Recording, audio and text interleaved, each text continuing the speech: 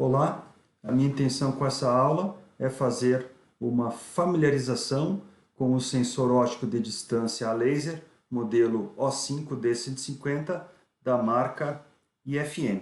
Eu estou com o sensor aqui pertinho de mim, ele já está montado aqui na minha régua. Então ele tem aqui um display onde eu consigo visualizar a distância medida. Ele é um sensor a laser, então laser visível, conector M12. Ele tem os botões aqui de ajustes também. Vamos lá, vamos mostrar quais são as principais funções e se familiarizar então com esse sensor. A função dele é a medição de distância. O range dele vai de 3 a 200 centímetros. O range funcional é de 5 a 200 centímetros. Ele tem um laser visível, classe 1, e possui comunicação IO-Link. A resolução dele é de 1 centímetro, ou seja, ele vai medir de 1 em 1 centímetro, de 5 a 200 centímetros. Assim, não é uma resolução tão grande, né?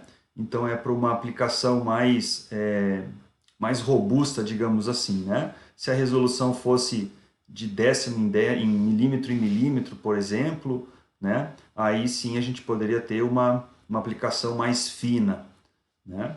E uma característica que não está no datasheet dele, que eu obtive aqui por experimentação, é o seguinte: quando a gente liga ele não mede exatamente o valor correto, né? Normalmente ele mede um valor a mais, de 4 a 5 centímetros a mais. Então, ele tem um tempo aí de estabilização térmica de uns 30 minutos. Depois de 30 minutos, aí a gente vai ver ele está lá medindo exatamente, corretamente o que está mostrado no display, porque eu tenho a régua aqui e eu fiz essa experimentação. Então, acho que essa é uma desvantagem, né? Enfim, algo a ser considerado, né? A gente sabe que em alguns equipamentos, em alguns sensores, é comum esse tempo de estabilização, né? Vou contar uma história rápida aqui. Eu lembro de algumas máquinas que o meu sócio fazia manutenção, né? Um sócio meu fazia manutenção, ele fazia a manutenção em máquinas de densitometria óssea.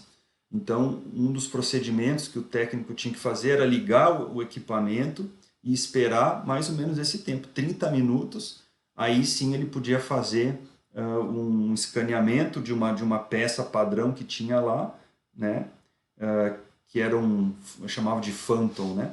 Então, aí ele fazia o escaneamento e aí a medição daquele Phantom, que era uma peça padrão, tinha que estar dentro de uns limites lá. Se estivesse dentro do limite, a máquina estaria pronta para ser disponibilizada para os pacientes, né?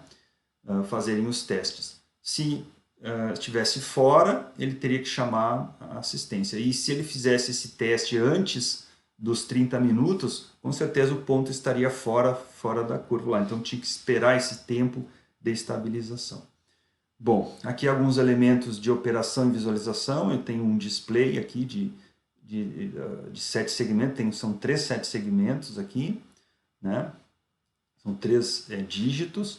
Eu tenho aqui os botões, né, para aumentar e diminuir. Eu consigo, pelo display aqui, fazer um set point de medição aqui. Tem um valor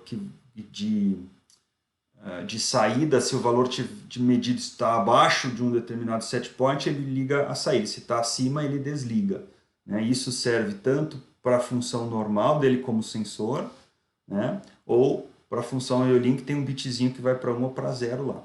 Tá? Enfim, vamos lá. Aqui a parte da ligação elétrica, né? Então ele é um sensor PNP, ele tem 2 saídas, né? 2 saídas, e uma delas, um dos pinos, o pino 4, é o IO-Link. Sempre lembrando que o sensor ele pode trabalhar normalmente sem ter a função de IO-Link, né? Para o nosso foco aqui é o IO-Link. Tá? Aqui a questão de dimensões mecânicas dele. A proteção dele é IP67, né? Então ele tem uma proteção totalmente protegido contra pó e protegido contra imersão de água. Tá? Aqui eu tenho um procedimento de como configurar o sensor para detectar um objeto. Esse é um procedimento, se eu for usar ele como um sensor normal, tá? Então essa apresentação eu vou deixar junto aqui na aula para você ver, assim como também vou deixar o manual aqui do sensor, de onde eu tirei todas essas informações. E eu posso também, pelos display e pelas setinhas ali, fazer um bloqueio eletrônico, né? O que é isso? Você fazer o bloqueio eletrônico é você não deixar que o teclado fique operacional. Tá? Então isso pode ser feito via os próprios botões. Aqui, veja, eu tenho que segurar os dois botões apertados ao mesmo tempo até aparecer o lock. Eu vou travar e para destravar eu tenho que pressionar os dois botões ao mesmo tempo. Claro, é um procedimento simples, mas ele impede você de toques acidentais ou coisa parecida, né? Esse bloqueio eletrônico eu posso fazer via IO-Link também. Eu posso mandar o comando de bloquear. E aí, se o operador tentar fazer uma alteração ali, ele não consegue. Aqui algumas indicações de falha que o display mostra, né? Então, além isso aqui é o que mostra no display, isso aqui é a possível causa do problema, e aqui o estado da saída, se vai ligar, se vai desligar, né? Das duas saídas digitais. Então vejam, ele mostra excesso de luminosidade aqui, então se ele está medindo uma superfície muito reflexiva. Eu cheguei a testar isso aqui, tentei testar com uma lanterna e tal, eu não consegui essa situação. Tá? Aqui a questão de sem luminosidade, essa eu não testei. Tá? O NEA, que é o de Near, né? É objeto está fora do range, ou seja, ele está a menos de 30 milímetros, então de 3 centímetros ou menos, ele dá o comando o sinal de Near aqui, que está muito perto, né? Ele também dá o comando de FAR, a indicação de FAR, que é de muito longe, né? O objeto está fora do range, ou seja, está a mais de 2.500 milímetros, então ele está muito longe. Se ele está assim muito perto, bem encostado ali, ele dá o ERP, tá? Que é o plausibilidade. Né? Então, ele também dá esse erro. E se ele tem um curto-circuito na saída digital dele, ele também dá essa mensagem. E aqui tem algumas informações sobre manutenção e reparos, né? Deixar sempre o visor livre de sujeiras, né?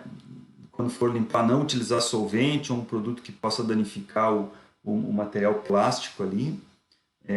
Ele indica também não abrir o sensor, né? Não existe componentes internos que possam ser reparados pelo usuário. Essa é a indicação aí do fabricante. E maiores informações então pelo site www.ifm.com. Então esse aqui, gente, é um primeiro vídeo aqui de familiarização com o sensor.